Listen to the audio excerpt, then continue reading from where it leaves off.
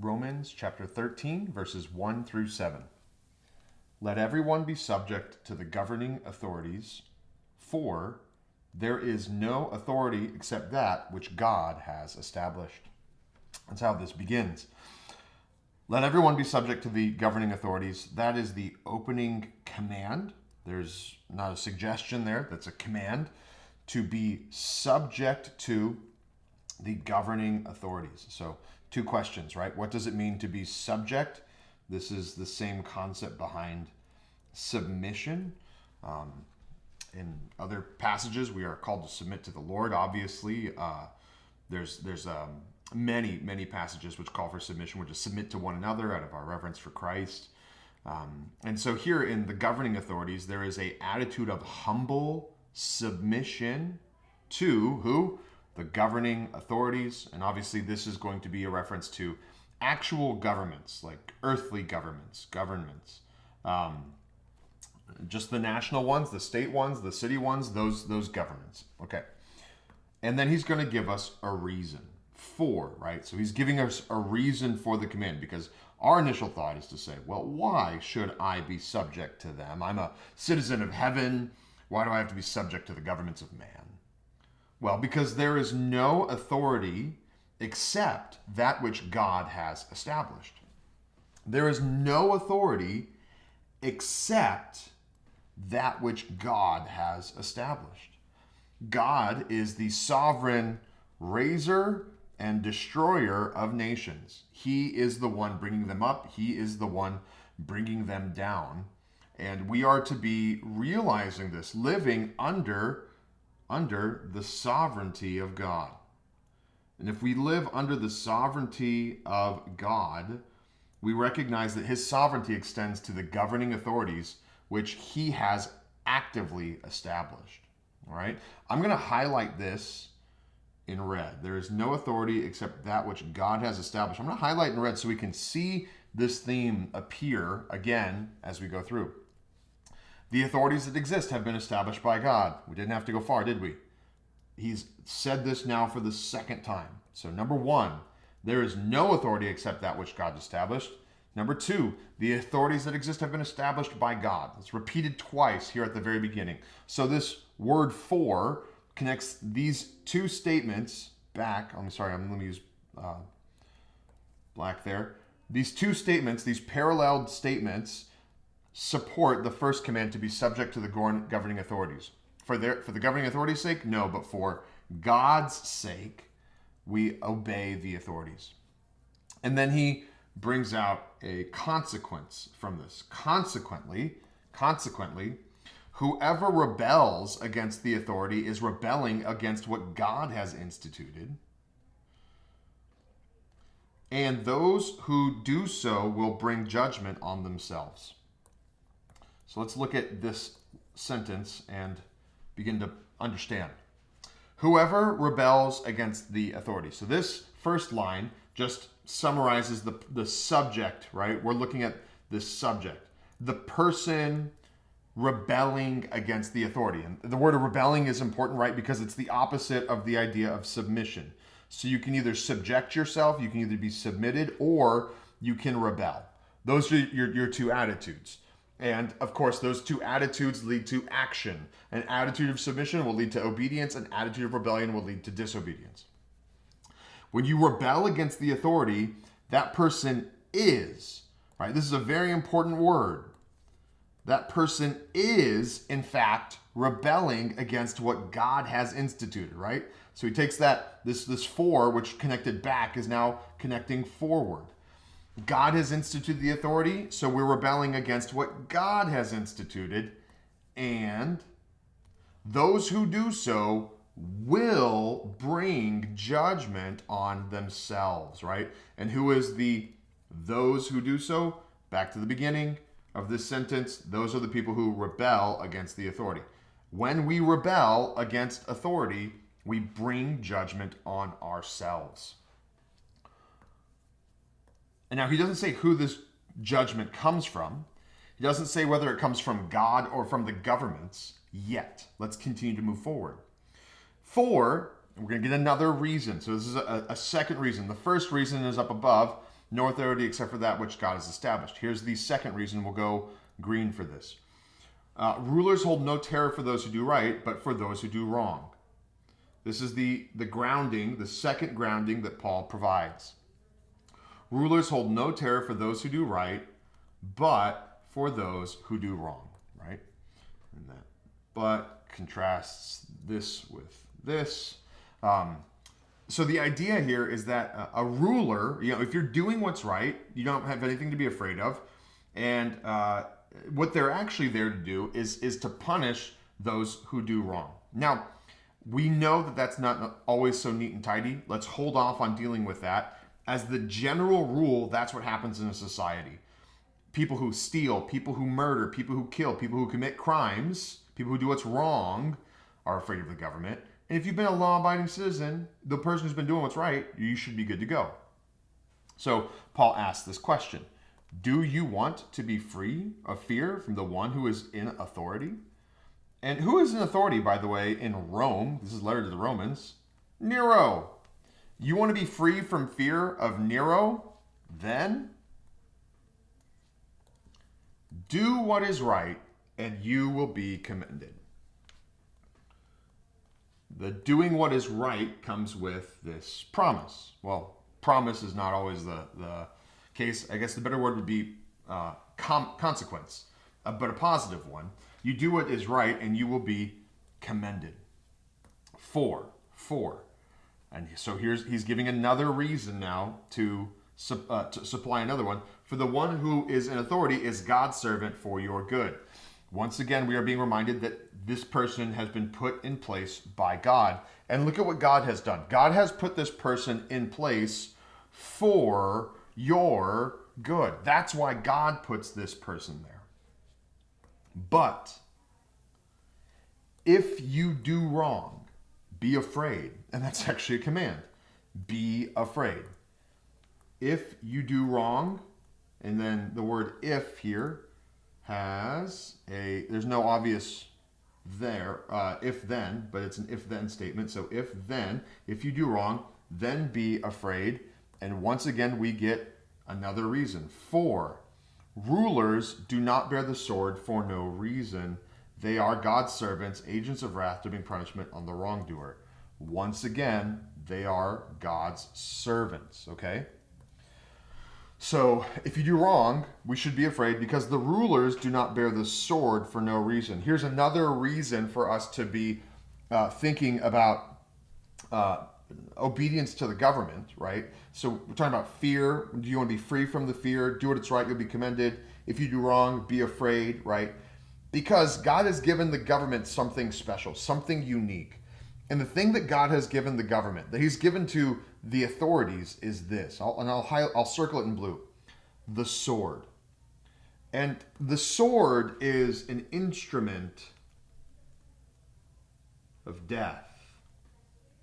This could be thought of as the executioner's axe, the cross on which someone could be crucified.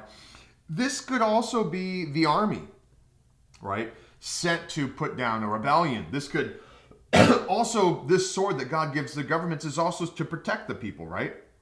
God has given governments a sword to punish wrongdoers when it's another nation attacking a country's citizens. And so understand that not all taking of human life is murder. God has given governments in particular the authority to kill. Not murder. They don't have the authority to murder, but they do have the authority to kill when appropriate, to execute, to punish, and to protect their countries. Paul goes further. He says they are God's servants. And what does that mean? Immediately we should be like, what do you mean God's servants, right? We think of the word servant as people serving in the church. We're God's servants. What does he mean they're God's servants? They are God's servants, and that gets explained in this next one. Agents of wrath to bring punishment on the wrongdoer. Hence the need for the sword. The sword is the instrument of that punishment. Therefore, it is necessary to submit to the authorities. Once again, that command comes back. It is necessary to submit to the authorities, not only because Oh, sorry, wrong movement here. Not only because of possible punishment, but also as a matter of conscience. So all of those green ones come down and relate to this last one. Possible punishment. If you're afraid of punishment, obey the government. And also as a matter of conscience. And all the red ones come down here. So it kind of draws some connecting lines. There you go. These are the reasons for our obedience. If you're afraid of punishment, obey. And as a matter of conscience, obey. So this is this is Paul's instruction to the Romans. It explained to them that God has instituted these governments and they are to obey them. Now, of course, when the government tells you to do what is wrong, as the apostles said in the book of Acts, we must obey God, not man. That being said, when we obey God and not man, we still need to do so in an attitude of submission. Attitude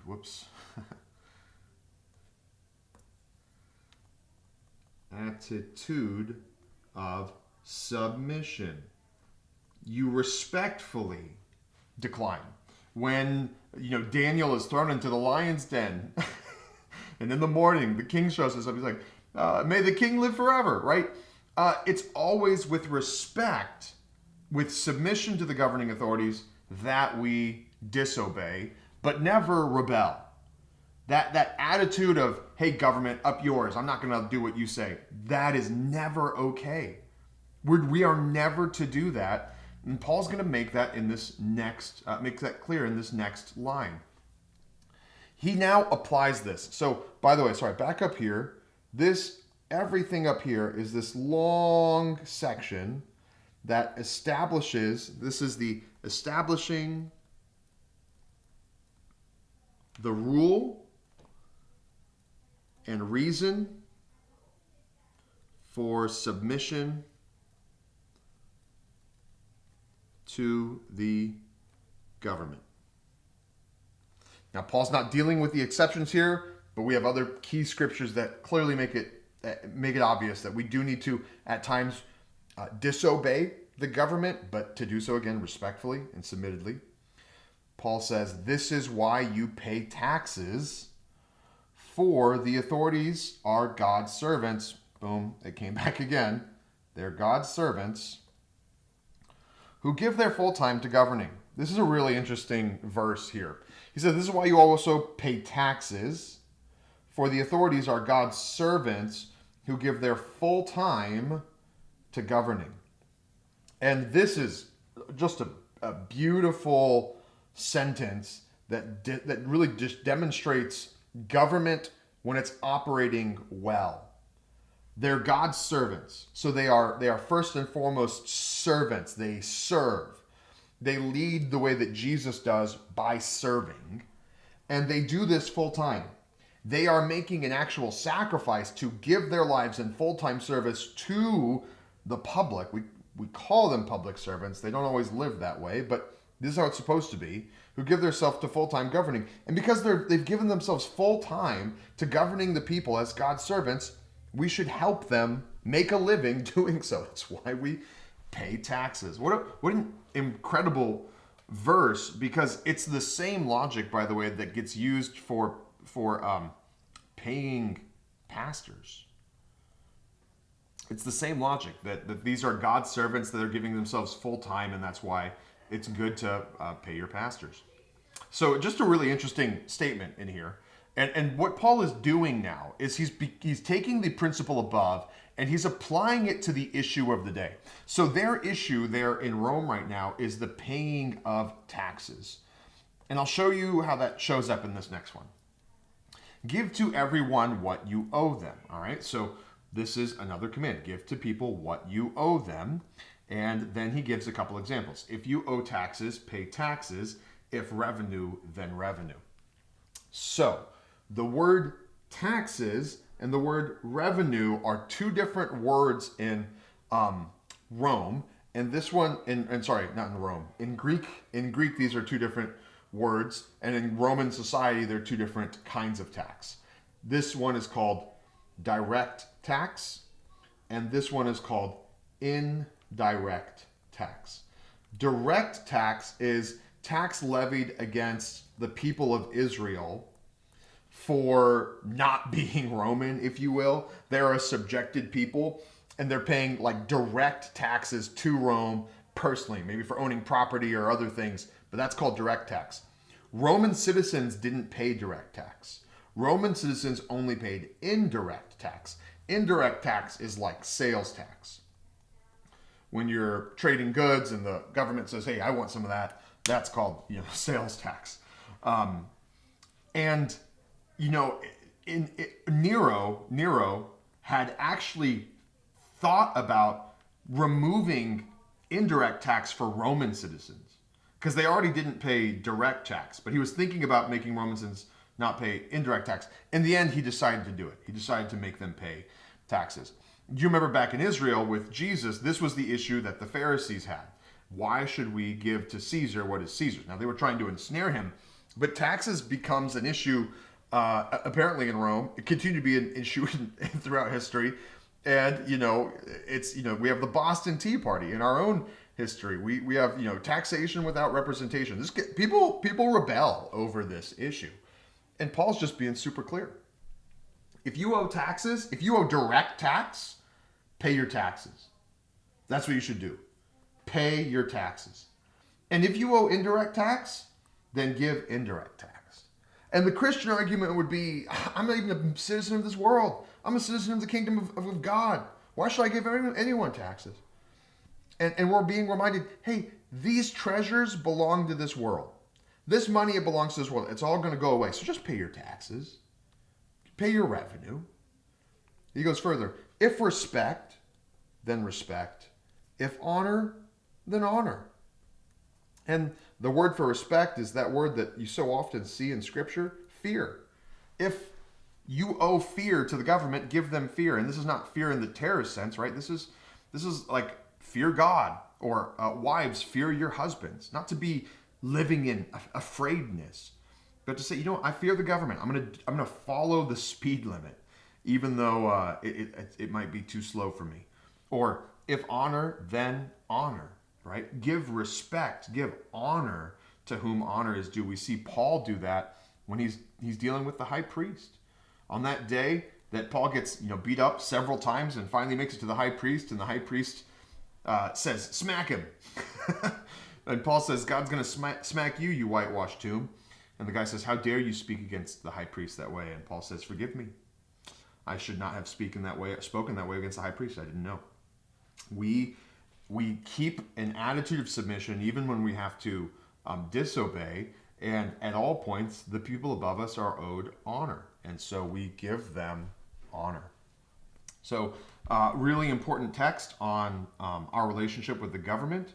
And for those of you who are watching our series or part of our government series, one of the key things for us to take away from this is what do I look for in a candidate? And I think so often we think of, does their positions mirror Scripture? And that's completely fine. That's a fine thing to do. But what God's expectations for secular governments is this: that they punish evildoers, reward those who do good, and that they serve the people. They see themselves as public servants. And so what I want to be clear on is that this 1, 2, and 3, that is God's expectations for governments.